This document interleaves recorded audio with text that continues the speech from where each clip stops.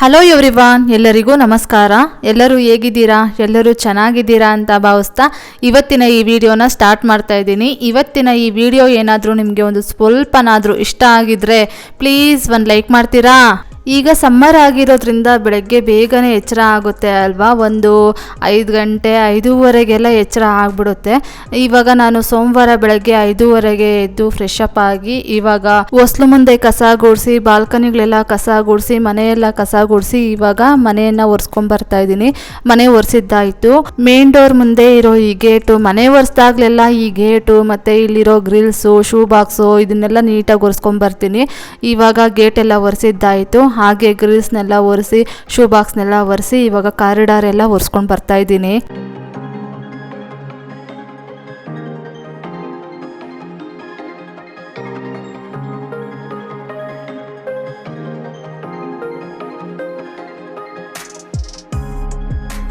Next ಈಗ corridor ಎಲ್ಲ ಒರೆಸಿದ್ದಾದಮೇಲೆ 4 ಬಾಲ್ಕನಿಗಳನ್ನು ಒರೆಸಿ ಅದಾದಮೇಲೆ ಬೆಡ್ ಎಲ್ಲ ರೀಸೆಟ್ ಮಾಡಿ ನಾನು ಸ್ನಾನ ಮಾಡ್ಕೊಂಡು ಬಂದು ಇವಾಗ ಗ್ಯಾಸ್ ಸ್ಟವ್ ಒರೆಸಿ ಟಿಫನ್ಗೆ ಏನಾದರೂ ಗ್ಯಾಸ್ ಸ್ಟವ್ ಮೇಲೆ ರೈಸ್ ಏನಾದರೂ ಇಡಬೇಕಾಗಿದ್ದರೆ ಪೂಜೆಗೆ ಸ್ಟಾರ್ಟ್ ಮಾಡೋದಕ್ಕಿಂತ ಮುಂಚೆನೇ ಗ್ಯಾಸ್ ಸ್ಟವ್ ಮೇಲೆ ರೈಸ್ಗೆ ಇಟ್ಬಿಡ್ತೀನಿ. ಅದಾದಮೇಲೆ ಪೂಜೆಗೆಲ್ಲ ರೆಡಿ ಮಾಡಿಕೊಂಡು ಆಮೇಲೆ ಪೂಜೆ ಎಲ್ಲ ಮುಗಿಸಿ ಟಿಫನ್ಗೆ ಒಗ್ಗರಣೆ ಕೊಡೋದೇನಾದರೂ ಇದ್ದರೆ ಒಗ್ಗರಣೆಯನ್ನು ಕೊಡ್ತೀನಿ. ಇವತ್ತು ಟಿಫನ್ಗೆ ತರಕಾರಿಗಳೆಲ್ಲ ಹಾಕ್ಬಿಟ್ಟು ಕಿಚಡಿ ರೈಸ್ ಮಾಡೋಣ ಅಂತಂದ್ಬಿಟ್ಟು ಪ್ಲ್ಯಾನ್ ಮಾಡ್ಕೊಂಡಿದ್ದೆ. ಅದೇ ರೀತಿ ಒಂದು 3/4 ಗ್ಲಾಸ್ ಅಷ್ಟು ನಾನು ರೇಷನ್ ಅಕ್ಕಿನ ತಗೊಂಡಿದ್ದೀನಿ.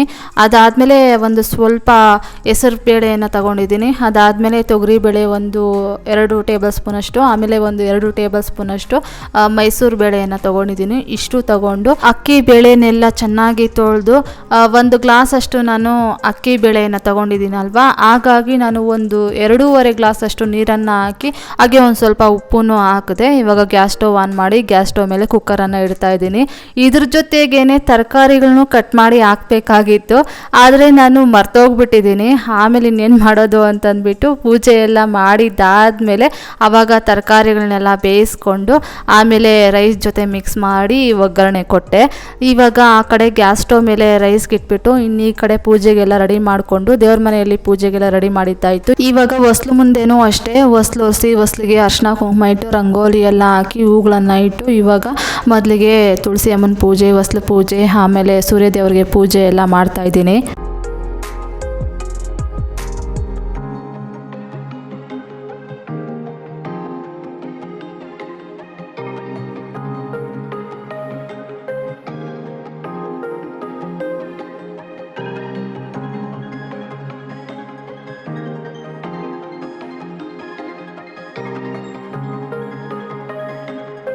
ಇವಾಗ ನಂದು ಅಲ್ಲಿ ಹೊರಗಡೆ ಹೊಸ್ಲು ಪೂಜೆ ಎಲ್ಲ ಮಾಡಿದ್ದಾಯಿತು. ಇನ್ನು ದೇವ್ರ ಮನೆಯಲ್ಲಿ ನನ್ನ ಹಸ್ಬೆಂಡು ದೀಪ ಹಚ್ಚಿ ಪೂಜೆ ಮಾಡಿದ್ರು. ಇನ್ನು ಈ ಕಡೆ ಟಿಫನ್ಗೆ ನೋಡ್ತಾ ಇರ್ಬೋದು, ರೈಸು ಬೇಳೆ ಎಲ್ಲ ಬೆಂದು ರೆಡಿಯಾಗಿದೆ. ಇನ್ನು ಇದ್ರ ಜೊತೆಗೆ ನಾನು ತರಕಾರಿಗಳನ್ನು ಹಾಕ್ಬಿಟ್ಟು ಬೇಯಿಸ್ಕೊಳ್ಬೇಕಾಗಿತ್ತು, ಆದರೆ ನಾನು ಮರ್ತು ಬಿಟ್ಟಿದ್ದೀನಿ.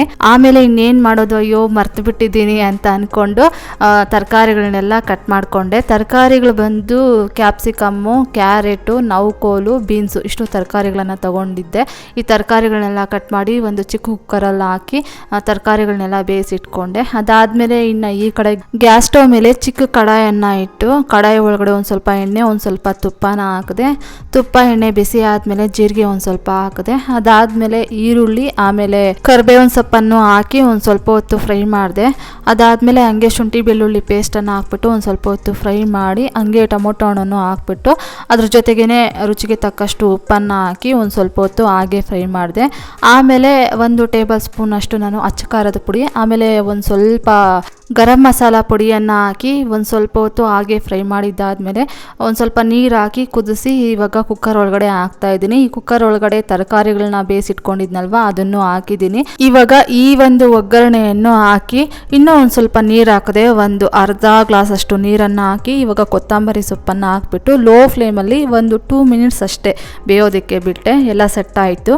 ಇವಾಗ ನನ್ನ ಹಸ್ಬೆಂಡ್ಗೆ ಮತ್ತು ಅವ್ರ ತಮ್ಮನಿಗೆ ಇಟ್ಕೊಡ್ತಾ ಇದ್ದೀನಿ. ಇನ್ನೂ ನಾನು ಪದ್ಮಾವತಿ ಅಮ್ಮನವರ ಸ್ತೋತ್ರ ಹೇಳ್ಕೊಂಡಿರಲಿಲ್ಲ.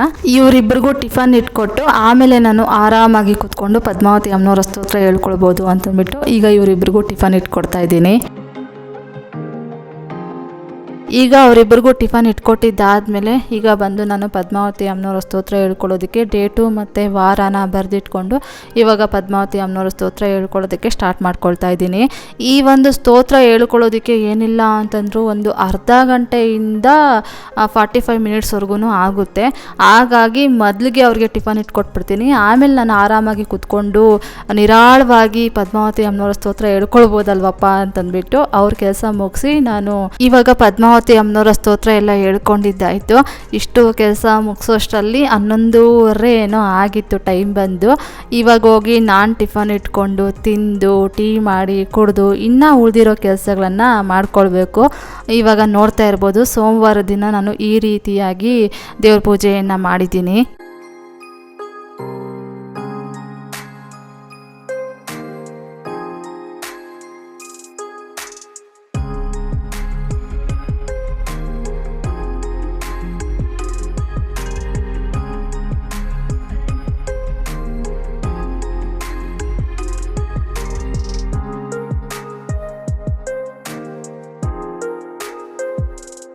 ಈಗ ನಾನು ಟಿಫನ್ ತಿಂದೆ. ಅಷ್ಟರೊಳಗಡೆ ನನ್ನ ಹಸ್ಬೆಂಡು ಟೀ ಮಾಡಿಕೊಟ್ರು ಎಲ್ಲರಿಗೂ. ಇವಾಗ ಟೀ ಕುಡಿದು ಅವರು ಒಂದು ಮೀಟಿಂಗ್ ಇದೆ ಅಂತಂದ್ಬಿಟ್ಟು ಹೊರಗಡೆ ಹೋಗ್ತಾಯಿದ್ರು. ಇನ್ನು ಅವ್ರ ತಮ್ಮನೂ ಅಷ್ಟೇ ಊರಿಗೆ ಹೋಗಬೇಕು ಅಂತಂದ್ಬಿಟ್ಟು ಅವರು ಅಷ್ಟೇ ಊರಿಗೆ ಹೊರಟ್ರು. ಇವಾಗ ನಾನು 12:30 ಹಂಗೆ ಇನ್ನು ಕೆಲಸಗಳನ್ನು ಮಾಡೋದಕ್ಕೆ ಸ್ಟಾರ್ಟ್ ಮಾಡ್ಕೊಂಡಿದ್ದೀನಿ. ಅವ್ರು ಹೋದ್ಮೇಲೆ ಒಂದು ಸ್ವಲ್ಪ ಹೊತ್ತು ಹಂಗೆ ಕೂತ್ಕೊಂಡು ರೆಸ್ಟ್ ಮಾಡಿದೆ. ಇನ್ನು ಇಲ್ಲಿ ಕಿಚನ್ ಕೌಂಟರ್ ಟಾಪ್ ಮೇಲೆ ತರಕಾರಿ ಕವರ್ಸ್ ಆಗಿರ್ಬೋದು ಮತ್ತು ಬೇರೆ ಬೇರೆ ಐಟಮ್ಸ್ ಎಲ್ಲ ತುಂಬಿಸಿಟ್ಬಿಟ್ಟಿದೆ. ಯಾಕಂದರೆ ಅರ್ಜೆಂಟಾಗಿ ಏನಾದರೂ ನೈಟ್ ಸಾಂಬಾರಿತ್ತು ಅಂತಂದರೆ ಬೆಳಗ್ಗೆ ರೈಸ್ ಮಾಡೋದಕ್ಕೆ ಸರಿ ಹೋಗ್ಬಿಡುತ್ತೆ. ಈ ರೀತಿಯಾಗಿ ಏನಾದರೂ ಕಿಚಡಿ ಆಗಿರ್ಬೋದು ಇಲ್ಲ ಬೇರೆ ಏನಾದರೂ ಅಡುಗೆಗಳನ್ನು ಮಾಡ್ತೀನಿ ಅಂತಂದರೆ ಒಂದು ಸ್ವಲ್ಪ ಕೌಂಟರ್ ಟಾಪ್ ಎಲ್ಲ ಮೆಷಿ ಆಗುತ್ತೆ. ಯಾಕಂದರೆ ಅರ್ಜೆಂಟಾಗಿ ಮಾಡಬೇಕಾಗುತ್ತಲ್ವ. ಹಾಗಾಗಿ ಇವಾಗ ಕೌಂಟರ್ ಟಾಪ್ ಮೇಲೆ ಇರೋ ವಸ್ತುಗಳನ್ನೆಲ್ಲ ಅದರ ಪ್ಲೇಸ್ಗೆ ಇಟ್ಟು ಕೌಂಟರ್ ಟಾಪ್ ಎಲ್ಲ ನೀಟಾಗಿ ಕ್ಲೀನ್ ಮಾಡಿದೆ. ಅದಾದಮೇಲೆ ಇವಾಗ ಪಾತ್ರೆಗಳೆಲ್ಲ ತೊಗೊಂಬಂದು ಶಿಂಕ್ ಒಳಗಡೆ ಹಾಕಿ ಇವಾಗ ಪಾತ್ರೆಗಳೆಲ್ಲ ವಾಶ್ ಮಾಡಿ ಇಡ್ತಾ ಇದ್ದೀನಿ. ಇವಾಗ ಪಾತ್ರೆಗಳೆಲ್ಲ ವಾಶ್ ಮಾಡಿ ಇಟ್ಟಿದ್ದಾಯಿತು. ಇನ್ನು ಹಂಗೆ ಕೌಂಟರ್ ಟಾಪು ಗ್ಯಾಸ್ ಸ್ಟೌನ್ ಎಲ್ಲ ನೀಟಾಗಿ ಒರೆಸಿಟ್ಬಿಡೋಣ. ಇನ್ನೂ ಒಂದು ಸ್ವಲ್ಪ ತರಕಾರಿ ಕಿಚಡಿ ರೈಸ್ ಅನ್ನೋದಿತ್ತು. ನನ್ನ ಹಸ್ಬೆಂಡು ಬರೋದೊಂದು ಸ್ವಲ್ಪ ಲೇಟ್ ಆಗುತ್ತೆ ಅಂತ ಹೇಳಿದ್ರು. ಬರೋದೊಂದು 3:30 ಹಂಗಾಗುತ್ತೆ ಅಂತ ಹೇಳಿದ್ರು. ಸರಿ ಆಯಿತು. ಕಿಚಡಿ ರೈಸ್ ಒಂದು ಸ್ವಲ್ಪ ತಿನ್ಕೊಂಡ್ರೆ ಆಯಿತು. ಅದಾದಮೇಲೆ ಸಂಜೆಗೆ ಇನ್ನೇನಾದರೂ ಮಿಲ್ಕ್ ಶೇಕ್ ಏನಾದರೂ ಮಾಡಿಕೊಂಡ್ರೆ ಆಯಿತು ಅಂತಂದ್ಬಿಟ್ಟು ಇವಾಗ ಕಿಚನೆಲ್ಲ ಕ್ಲೀನ್ ಮಾಡ್ತಾಯಿದ್ದೀನಿ. ಇವತ್ತಂತೂ ತುಂಬ ಅಂದರೆ ತುಂಬಾ ರೆಸ್ಟ್ ತಗೊಂಡಿದ್ದೀನಿ. ಸುಮಾರು ದಿನ ಆಗಿತ್ತು ಈ ರೀತಿಯಾಗಿ ರೆಸ್ಟ್ ಮಾಡಿ. ಇವಾಗ ಎಲ್ಲ ಕೆಲಸ ಮುಗೀತು. ಇನ್ನು ದೇವ್ರ ಮುಂದೆ ಹಸಿ ಹಾಲಿಡೋದಕ್ಕೆ ಬೆಳ್ಳಿ ಗ್ಲಾಸನ್ನು ತೊಗೊಂಡಿರ್ತೀನಲ್ವ, ಆ ಒಂದು ಬೆಳ್ಳಿ ಗ್ಲಾಸನ್ನು ಅಷ್ಟೇ ತೊಳೆದು ಇವಾಗ ಒಂದು ಒಣ ಬಟ್ಟೆಯಿಂದ ಒರೆಸಿ ಇಲ್ಲೇ ಇಟ್ಬಿಡ್ತೀನಿ ದೇವ್ರ ಮನೆಯಲ್ಲೇ. ನಾನು ಬೀರುವಲ್ಲಿ ಎಲ್ಲ ಇಡೋದಕ್ಕೆ ಹೋಗೋದಿಲ್ಲ. ಡೈಲಿ ಯೂಸ್ ಮಾಡ್ತಿರ್ತೀನಲ್ವಾ ಈ ಬೆಳ್ಳಿ ಬಟ್ಲು, ಆಮೇಲೆ ಗ್ಲಾಸು, ಸ್ಪೂನು ಮತ್ತು ಕುಂಕುಮಭರಣಿಗಳು 1-2 ಸೆಟ್ಟು ಇವನ್ನೆಲ್ಲ ಇಲ್ಲೇ ಇಟ್ಟಿರ್ತೀನಿ. ಡೈಲಿ ಪೂಜೆ ಮಾಡಬೇಕಾದ್ರೆ ಹಾಲಿಡೋದಕ್ಕೆ ಗ್ಲಾಸ್ ಬೇಕೇ ಬೇಕಾಗುತ್ತೆ. ಮತ್ತು ಅಮಾವಾಸ್ಯೆ ಹುಣ್ಣಿಮೆ ದಿನ ಇನ್ನು ಬೆಳ್ಳಿ ಬಟ್ಲನ್ನು ಯೂಸ್ ಮಾಡ್ತಿರ್ತೀನಿ. ಆಮೇಲೆ 1-2 ಸೆಟ್ಟು ಕುಂಕುಮಭರಣಿಗಳಿರುತ್ತಲ್ವ ಅದರಲ್ಲೂ ಅಷ್ಟೇ ಏನಾದರೂ ಡ್ರೈ ಫ್ರೂಟ್ಸು ಇಡೋದಕ್ಕೆಲ್ಲ ಯೂಸ್ ಮಾಡ್ತಾ ಇರ್ತೀನಿ. ಹಾಗಾಗಿ ಅವುಗಳನ್ನ ಅಲ್ಲೇ ಇಟ್ಕೊಂಡಿರ್ತೀನಿ. ನೆಕ್ಸ್ಟ್ ಇವಾಗ ಆ ಕೆಲಸ ಎಲ್ಲ ಮುಗಿಸಿದ್ದಾದ್ಮೇಲೆ ನಮಗೆ ಒಂದು ಫ್ಲ್ಯಾಟನ್ನು ಸೇಲ್ ಮಾಡಿದ್ರಲ್ವ, ಆ ಓನರು ಒಂದು ಫ್ಲ್ಯಾಟನ್ನು ಹಾಗೆ ಇಟ್ಕೊಂಡಿದ್ದಾರೆ. ಆ ಫ್ಲ್ಯಾಟನ್ನು ಸೇಲ್ ಮಾಡೋದಕ್ಕೆ ಹೋಗಲಿಲ್ಲ. ಅದು ಯಾವ ಫ್ಲ್ಯಾಟು ಅಂತಂದರೆ ನನ್ನ ಹಳೇ ಸಬ್ಸ್ಕ್ರೈಬರ್ಸ್ಗೆ ಗೊತ್ತಿರುತ್ತೆ. ನಾವು ಈ ಮನೆಯನ್ನು ತಗೊಂಡಾಗ ಈ ಮನೆಗೆ ಇಂಟೀರಿಯರ್ ವರ್ಕನ್ನು ಮಾಡಿಸ್ತಾ ಇದ್ರಲ್ವಾ, ಅವಾಗೊಂದು 3 ಮಂತ್ಸು ಆ ಮನೆ ಒಳಗಡೆ ಇದ್ವಿ. ಆ ಮನೆಗೆ ಇನ್ನೂ ಏನು ಇಂಟೀರಿಯರ್ ವರ್ಕೇ ಮಾಡಿಸಿರ್ಲಿಲ್ಲ. ಖಾಲಿ ಮನೆಯಲ್ಲೇ ಅಂದರೆ ಖಾಲಿ ಗೋಡೆಗಳಷ್ಟೇ ಇದ್ದಿದ್ದು ಅಂಥ ಮನೆಯಲ್ಲೇ ನಾವಿದ್ವಿ. ಆ ಮನೆಗೆ ಇವಾಗ ಅವರು ಇಂಟೀರಿಯರ್ ವರ್ಕನ್ನು ಮಾಡಿಸ್ತಾ ಇದ್ದಾರೆ. ಅದಕ್ಕೆ ಅವ್ರಿಗೆ ಒಂದು ಸ್ವಲ್ಪ ವುಡ್ ಶೀಟ್ ಎಲ್ಲ ಶಾರ್ಟೇಜ್ ಬಂದಿತ್ತಂತೆ. ನಮ್ಮ ಮನೆಯಲ್ಲಿ ವುಡ್ ವರ್ಕ್ ಮಾಡಿಸ್ಬೇಕಾದ್ರೆ ಒಂದು ಸ್ವಲ್ಪ ವುಡ್ ಎಲ್ಲ ಉಳಿದಿತ್ತು. ಅದನ್ನು ಹಾಗೇ ಎತ್ತಿಟ್ಟಿದ್ದೆ, ಏನಕ್ಕಾದರೂ ಬೇಕಾಗ್ಬೋದೇನೋ ಅಂತಂದ್ಬಿಟ್ಟು. ಲಾಸ್ಟು ಈ ಮನೆ ಗೃಹ ಪ್ರವೇಶ ಎಲ್ಲ ಆದಮೇಲೆ ಒಂದು ವಿಡಿಯೋದಲ್ಲೂ ಸಹ ನಾನು ಶೇರ್ ಮಾಡ್ಕೊಂಡಿದ್ದೆ. ಈ ಶೀಟ್ಗಳನ್ನೆಲ್ಲ ಹಂಗೆ ಇಡ್ತಾ ಇದ್ದೀನಿ, ಮುಂದಕ್ಕೆ ಏನಕ್ಕಾದರೂ ಬೇಕಾಗುತ್ತೇನೋ ಅಂತಂದ್ಬಿಟ್ಟು. ಅದೆಲ್ಲ ಹಂಗೆ ಇತ್ತು. ಅವರು ಮೊನ್ನೆ ಪ್ಲೇವುಡ್ ಶೀಟ್ಸ್ ಎಲ್ಲ ತೊಗೊಂಬರ್ತಾ ಇದ್ರು. ಅವಾಗ ನಾನು ನೋಡಿದೆ ಈ ಥರ ವುಡ್ ಶೀಟ್ಗಳೆಲ್ಲ ನಮ್ಮ ಮನೆಯಲ್ಲೇ ಇದೆ ಸರ್ ಸಾಕಷ್ಟು, ನಿಮ್ಗೇನಾದರೂ ಬೇಕಿತ್ತು ಅಂತಂದರೆ ಬಂದು ತೊಗೊಂಡೋಗಿ, ಸುಮ್ಮನೆ ಯಾಕೆ ವೇಸ್ಟ್ ಆಗೋದು ಅಂತಂದ್ಬಿಟ್ಟು ಹೇಳಿದ್ದೆ. ಅದಕ್ಕೆ ಅವರು ಭಾನುವಾರ ಮಧ್ಯಾಹ್ನ ಹಂಗೆ ಬಂದು ಒಂದು 10 ಪ್ಲೇವುಡ್ ಶೀಟನ್ನು ತೊಗೊಂಡೋಗಿದ್ರು. ಅದಾದಮೇಲೆ ಸೋಮವಾರನೂ ಅಷ್ಟೇ ಬಂದು ಒಂದು 5 ಪ್ಲೇವುಡ್ ಶೀಟನ್ನು ತೊಗೊಂಡೋದ್ರು. ಒಂದು 15-16 ತೊಗೊಂಡೋದ್ರು. ಇನ್ನು ಪ್ಲೇವುಡ್ ಶೀಟ್ ಎಲ್ಲ ಖಾಲಿ ಆಯ್ತಲ್ವಾ ಅಲ್ಲಿ. ಮತ್ತು ಬಟ್ಟೆ ಒಣಗಾಕೋ ಸ್ಟ್ಯಾಂಡನ್ನೆಲ್ಲ ಒಂದು ಸ್ವಲ್ಪ ಫೋಲ್ಡ್ ಮಾಡಿ ಇಟ್ಟಿದ್ರು. ಆ ಒಂದು ವುಡ್ ಶೀಟ್ನೆಲ್ಲ ತೊಗೊಂಡೋಗೋದಕ್ಕೆ ಇಕ್ಕಟ್ಟಾಗುತ್ತಲ್ವಾ ಅಂತಂದ್ಬಿಟ್ಟು, ಹಾಗಾಗಿ ಅಲ್ಲಿ ವುಡ್ ಪೀಸ್ ಎಲ್ಲ ತಗೊಂಡೋಗಿ ಅಲ್ಲಿ ಜಾಗ ಖಾಲಿ ಆಯ್ತಲ್ವಾ, ಆ ಒಂದು ಜಾಗದಲ್ಲಿ ಕಸ ಎಲ್ಲ ಇತ್ತಲ್ವಾ, ಆ ಒಂದು ಕಸನೆಲ್ಲ ನೀಟಾಗಿ ಕಸ ಗುಡಿಸಿ ಸ್ಟ್ಯಾಂಡನ್ನೆಲ್ಲ ಮತ್ತೆ ರಿಸೆಟ್ ಮಾಡಿ ಅದಾದಮೇಲೆ ಬಂದು ಒಂದು 3 hours ಆರಾಮಾಗಿ ಟಿ ವಿಯಲ್ಲಿ ಮೂವಿಯನ್ನು ಹಾಕ್ಕೊಂಡು ನೋಡ್ಕೊಂಡು ಕುತ್ಕೊಂಡಿದ್ದೆ. ಎರಡೂ ಕನಸು, ಅಪ್ಪಾಜಿಯವ್ರ ಮೂವಿಯನ್ನು ಹಾಕ್ಕೊಂಡು ಮೂವಿ ಎಂಡ್ವರೆಗೂ ಆರಾಮಾಗಿ ಮೂವಿಯನ್ನು ನೋಡಿದೆ. ಅದಾದಮೇಲೆ ನನ್ನ ಹಸ್ಬೆಂಡ್ ಬಂದರು ಒಂದು 4 ಗಂಟೆ ಹಂಗೆ. ಆವಾಗ ಅವ್ರಿಗೆ ಒಂದು ಸ್ವಲ್ಪ ತಣ್ಣಗೆ ಆಪಲ್ಲು ಮತ್ತು ಬಾಳೆಹಣ್ಣು, ಆಮೇಲೆ ಸಕ್ಕರೆ, ಬೆಲ್ಲ ಇರಲಿಲ್ಲ, ಹಾಗಾಗಿ ಸಕ್ಕರೆ ಹಾಕಿದೆ, ಒಂದು ಸ್ವಲ್ಪ ದ್ರಾಕ್ಷಿ, ಹಾಲು ಮತ್ತು ಇನ್ನು ಐಸ್ ಕ್ಯೂಬ್ಸು ಇದೆಲ್ಲ ಹಾಕ್ಬಿಟ್ಟು ಮಿಲ್ಕ್ ಶೇಕನ್ನು ಮಾಡಿ ಕೊಟ್ಟೆ. ನೆಕ್ಸ್ಟ್ ಆಮೇಲೆ ಇಬ್ಬರು ಮಿಲ್ಕ್ ಶೇಕನ್ನು ಕುಡಿದಿದ್ದಾದಮೇಲೆ ಇವಾಗ ನಮ್ಮ ಪಕ್ಕದ ಫ್ಲ್ಯಾಟ್ಗೆ ಬಂದಿದ್ದೀವಿ. ಓನರ್ ಯಾವ ರೀತಿಯಾಗಿ ಇಂಟೀರಿಯರ್ ವರ್ಕನ್ನು ಮಾಡಿಸ್ತಿದ್ದಾರೆ ನೋಡೋಣ ಅಂತಂದ್ಬಿಟ್ಟು. ಮೊದಲಿಗೆ ಒಂದು ವಾರ್ಡ್ರೋಬನ್ನು ತೋರಿಸಿದ್ನಲ್ವ, ಅದು ಬಂದು ಮಾಸ್ಟರ್ ಬೆಡ್ರೂಮ್ ಪಕ್ಕದಲ್ಲಿರುವಂತಹ ಬೆಡ್ರೂಮ್ ವಾರ್ಡ್ರೋಬು. ಇದು ಬಂದು 2 BHK ಮನೆ. ಇದನ್ನು ಅವರು ರೆಂಟಿಗೆ ಕೊಡ್ತಾರಂತೆ, ಹಾಗಾಗಿ ಸಿಂಪಲ್ಲಾಗಿ ಇಂಟೀರಿಯರ್ ವರ್ಕನ್ನು ಮಾಡಿಸ್ತಿದ್ದಾರೆ. ಇದು ಬಂದ್ಬಿಟ್ಟು ಕಿಚನ್ನು ಅಷ್ಟೇ ತುಂಬಾ ಸಿಂಪಲ್ಲಾಗಿ ಮಾಡಿಸ್ತಿದ್ದಾರೆ, ರೆಂಟಿಗೆ ಕೊಡೋದಲ್ವಾ ಅಂತಂದ್ಬಿಟ್ಟು. ಇವಾಗ ನಾನಿಲ್ಲಿ ಕಿಚನಲ್ಲಿ ಕ್ಯಾಬಿನೆಟ್ ಡೋರ್ಗಳನ್ನೆಲ್ಲ ಓಪನ್ ಮಾಡಿ ನೋಡ್ತಾ ಇದ್ದೀನಿ ಯಾವ ರೀತಿಯಾಗಿ ಮಾಡಿಸಿದ್ದಾರೆ ಅಂತಂದ್ಬಿಟ್ಟು. ನನಗೆ ಈ ಒಂದು ವುಡ್ ಮೇಲೆ ಲ್ಯಾಮಿನೇಷನ್ ಶೀಟ್ ಹಾಕ್ಸಿದಾರಲ್ವಾ, ಇದು ನನಗೆ ತುಂಬಾ ಇಷ್ಟ ಆಯಿತು. ತುಂಬ ಒಂಥರ ಯೂನಿಕ್ಕಾಗಿ ಕಾಣ್ತಾ ಇದೆ ಅಲ್ವಪ್ಪ ಅಂತ ಅನ್ನಿಸ್ತು. ಅದರಲ್ಲೂ ನನಗೆ ವಾರ್ಡ್ರೋಬ್ಗಳಿಗೆ ಈ ಒಂದು ಲ್ಯಾಮಿನೇಷನ್ ಶೀಟ್ನೇ ಹಾಕಿರೋದವರು. ವಾರ್ಡ್ರೋಬ್ಸ್ಗೆ ಮಾತ್ರ ತುಂಬಾ ಚೆನ್ನಾಗಿ ಕಾಣ್ತಾ ಇತ್ತು. ಆದರೆ ಈ ಒಂದು ಕಿಚನ್ಗೆ ಬೇರೆದು ಯಾವುದಾದ್ರೂ ಲ್ಯಾಮಿನೇಷನ್ ಶೀಟನ್ನು ಹಾಕ್ಸ್ಬೇಕಾಗಿತ್ತು ಅಂತ ಅನ್ನಿಸ್ತು. ಇಂಟೀರಿಯರ್ ವರ್ಕ್ ಮಾತ್ರ ತುಂಬಾನೇ ಸಿಂಪಲ್ ಆಗಿ ಮಾಡಿಸ್ತಾ ಇದ್ದಾರೆ. ಇಲ್ಲಿ ಕಿಚನಲ್ಲಿ ಇಷ್ಟೇ ಮಾಡಿಸಿರೋದು. ಇನ್ನು ಈ ಕಡೆಗೆ ಇಲ್ಲಿ ಗೋಡೆ ಸೈಡ್ ಬರುತ್ತೆ, ಇಲ್ಲೊಂದು ಸ್ವಲ್ಪ ಕ್ಯಾಬಿನೆಟ್ಸ್ನೇನೋ ಮೇಲ್ಗಡೆ ಮಾಡಿಸಿದ್ದಾರೆ, ಈ ಥರ ಮಾಡಿಸಿದ್ದಾರೆ ಹಿಂದಕ್ಕೆ. ಇನ್ನು ಇದು ಮೇಲ್ಗಡೆ ಮತ್ತು ಲಾಫ್ಟ್ ಎಲ್ಲ ಏನೂ ಮಾಡಿಸೋದಕ್ಕೆ ಹೋಗಿಲ್ಲ. ಅದಾದಮೇಲೆ 2 ರೂಮಲ್ಲಿ ವಾರ್ಡ್ರೋಬ್ಸು ಇಷ್ಟೇ. ಅದಾದಮೇಲೆ ಇನ್ನು ಬಾಲ್ಕನಿಗಳಿಗೆ ಗ್ರಿಲ್ಸನ್ನು ಇಡಿಸಿದ್ದಾರೆ, ಇಷ್ಟೇ, ಇನ್ನೇನು ಮಾಡಿಸ್ತಾ ಇಲ್ಲ. ಕೇಳಿದ್ದಕ್ಕೆ ರೆಂಟು ಕೊಡ್ತಿದ್ದೀವಲ್ವ, ಅದಕ್ಕೆ ಯಾಕೆ ಅಂತಂದ್ಬಿಟ್ಟು ಸಿಂಪಲ್ಲಾಗೆ ಮಾಡಿಸ್ತಾ ಇದ್ದೀವಿ ಅಂತಂದ್ಬಿಟ್ಟು ಹೇಳಿದ್ರು. ನೋಡ್ತಾ ಇರ್ಬೋದು ಕಿಚನಲ್ಲಿ ಇಷ್ಟೇ. ಇನ್ನು ಇಲ್ಲಿ ಸ್ಟೂಲ್ ಕಾಣಿಸ್ತಾ ಇದೆ ಅಲ್ವಾ, ಈ ಕಡೆ ಒಂದು ಬಾಕ್ಸ್ ಏನೋ ಮಾಡ್ತಾ ಇದ್ದಾರೆ, ಅದಕ್ಕೆ ವುಡ್ ಶೀಟ್ ಸಾಕಾಗಿಲ್ಲ ಅಂತಂದ್ಬಿಟ್ಟು ನಮ್ಮನೆಯಿಂದ ಒಂದಷ್ಟು 15 ವುಡ್ ಶೀಟನ್ನು ತೊಗೊಂಡೋಗಿ ಆ ಬಾಕ್ಸನ್ನು ಮಾಡಿಸ್ಬಿಟ್ಟು ಹಾಕ್ತಿದ್ದಾರೆ. ಮತ್ತು ಇಲ್ಲಿ ನೋಡ್ತಿರ್ಬೋದು 2 ಬಾಲ್ಕನಿಗಳಿಗೆ ಈ ರೀತಿಯಾಗಿ ಗ್ರಿಲ್ಸನ್ನು ಹಾಕ್ಸಿದ್ದಾರೆ, ತುಂಬ ಸಿಂಪಲ್ಲಾಗೇ ಹಾಕ್ಸಿದ್ದಾರೆ. ಈ ರೀತಿಯಾಗಿ ನಾವೊಂದು 3 months ಇದ್ದ ಫ್ಲ್ಯಾಟ್ಗೆ ಇವಾಗ ಇಂಟೀರಿಯರ್ ವರ್ಕನ್ನು ಮಾಡಿಸ್ತಾ ಇದ್ದಾರೆ. ಇನ್ನು ನೀವು ಅಂದ್ಕೊಳ್ಬೋದು ಓನರ್ ಜೊತೆ ಅಷ್ಟೊಂದು ಜಗಳ ಮಾಡ್ಕೊಂಡ್ರಿ ಅಲ್ವಾ ಮಂಜು, ಹೆಂಗೆ ಮಾತಾಡ್ತಾ ಇದ್ದೀರಿ ಇವಾಗ ಅಂತಂದ್ಬಿಟ್ಟು. ನಾನು ಆಲ್ಮೋಸ್ಟ್ 1 ವರ್ಷ ಆಯಿತು ಅವ್ರ ಜೊತೆ ಮಾತಾಡೋದು ಬಿಟ್ಟು. ಮೊನ್ನೆ ಅಕ್ಷಯ ತೃತೀಯ ದಿನ ಈ ಮನೆಯಲ್ಲಿ ಹಾಲು ಉಗ್ಸೋದಕ್ಕೆ ಅಂತಂದ್ಬಿಟ್ಟು ಐಟಮ್ಸ್ ಎಲ್ಲ ತೊಗೊಂಬರ್ತಾಯಿದ್ರು, ಒಂದು 6 ಕಾಲಂಗೆ ತೊಗೊಂಬರ್ತಾಯಿದ್ರು. ಆವಾಗ ನಾನು ಅಲ್ಲಿ ಕಾರಿಡಾರಲ್ಲಿ ಕಸ ಗುಡಿಸ್ತಾ ಇದ್ದೆ. ಆವಾಗ ಅವರೇ ಮಾತಾಡ್ಸಿದ್ರು, ಯಾಕೆ ನೀವು ನನ್ನ ಜೊತೆ ಮಾತಾಡ್ತಾನೇ ಇಲ್ಲ, ನಿಮ್ಮ ಹಸ್ಬೆಂಡ್ ಎಲ್ಲ ಮಾತಾಡ್ತಾರೆ, ನೀವು ಯಾಕೆ ಅಷ್ಟೊಂದು ಕೋಪ ಮಾಡ್ಕೊಂಡಿದ್ದೀರಾ, ಮಾತಾಡಿಸ್ತಾ ಇಲ್ಲ ಅಂತಂದ್ಬಿಟ್ಟು ಕೇಳಿದ್ರು. ಹಾಗೇನಿಲ್ಲ ಸರ್, ನೀವು ಮಾತಾಡಿಸ್ತಾ ಇರಲಿಲ್ವಲ್ಲ, ಅದಕ್ಕೆ ನಾನು ಮಾತಾಡಿಸ್ತಾ ಇರಲಿಲ್ಲ ಅಂತಂದ್ಬಿಟ್ಟು ಹೇಳಿದೆ. ಹಾಗೇನಿಲ್ಲಪ್ಪ, ನೀವೇ ನಾನು ನೋಡಿದಾಗಲೆಲ್ಲ ತಲೆ ಬಗ್ಗಿಸ್ಕೊಂಡು ಹೋಗ್ಬಿಡ್ತಿದ್ರಿ ಅಂತಂದ್ಬಿಟ್ಟು ಹೇಳಿದ್ರು.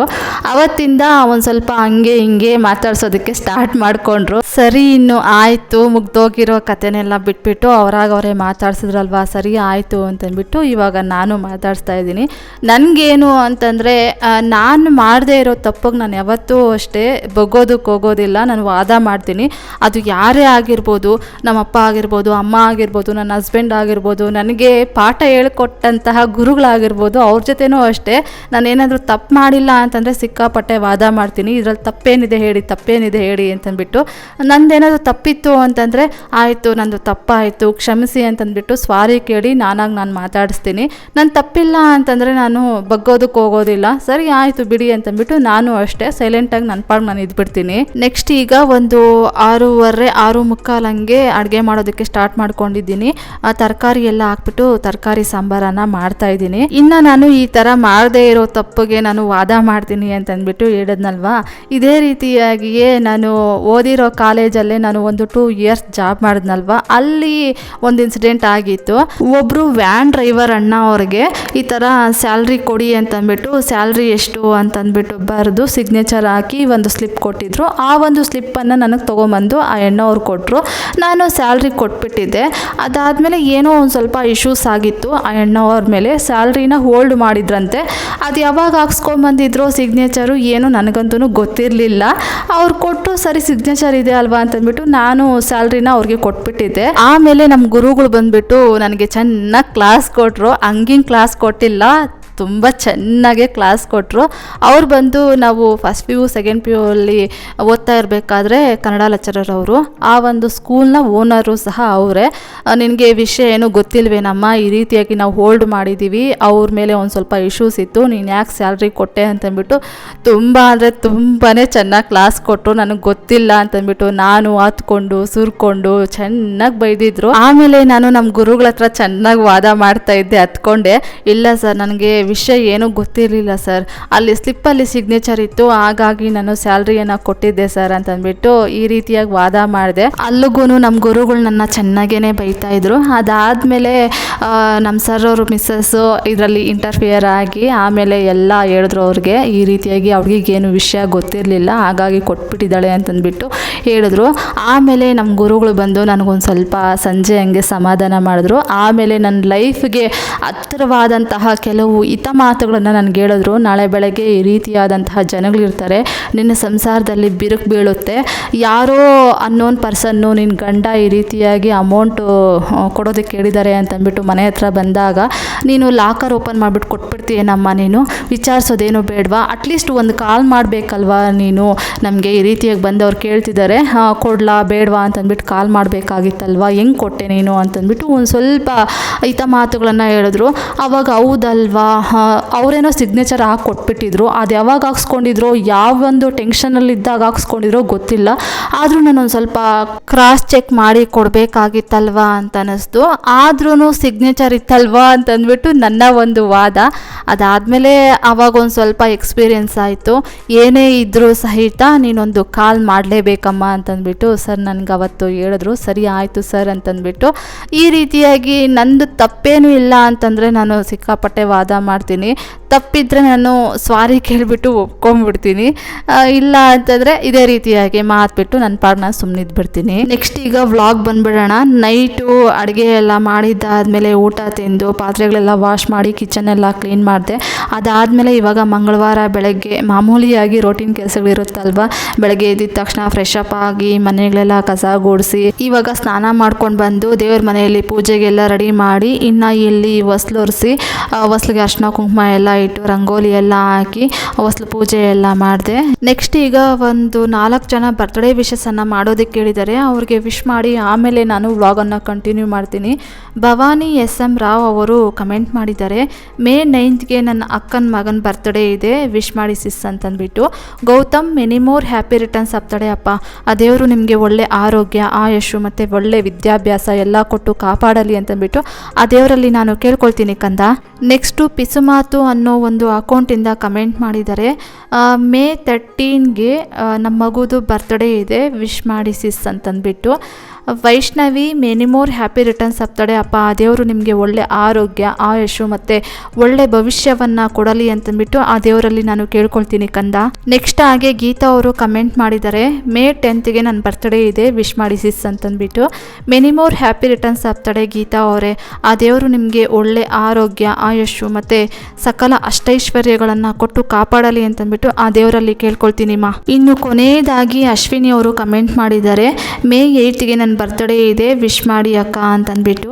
Many more happy returns of the day Ashwini ಅವರೇ, ಆ ದೇವರು ನಿಮಗೆ ಒಳ್ಳೆ ಆರೋಗ್ಯ ಆಯುಷು ಮತ್ತು ಸಕಲ ಅಷ್ಟೈಶ್ವರ್ಯಗಳನ್ನು ಕೊಟ್ಟು ಕಾಪಾಡಲಿ ಅಂತಂದ್ಬಿಟ್ಟು ಆ ದೇವರಲ್ಲಿ ನಾನು ಕೇಳ್ಕೊಳ್ತೀನಿ ಮಾ. ಇನ್ನು ಮಾಮೂಲಿಯಾಗಿ ನನ್ನ ಹಸ್ಬೆಂಡು ದೇವ್ರ ಮನೆಯಲ್ಲಿ ದೀಪ ಹಚ್ಚಿ ಪೂಜೆ ಮಾಡಿದ್ದಾರೆ. ಪೂಜೆ ಎಲ್ಲ ಮಾಡಿದ್ದಾದಮೇಲೆ ಸುಮಾರು ದಿನಗಳಿಂದ ನನ್ನ ಹಸ್ಬೆಂಡ್ ಹೇಳ್ತಾನೆ ಇದ್ರು, ಎಲ್ಲಾದರೂ ಶಿವಪ್ಪನ ದೇವಸ್ಥಾನಕ್ಕೆ ಹೋಗಿ ಬರೋಣ ಅಂತಂದ್ಬಿಟ್ಟು.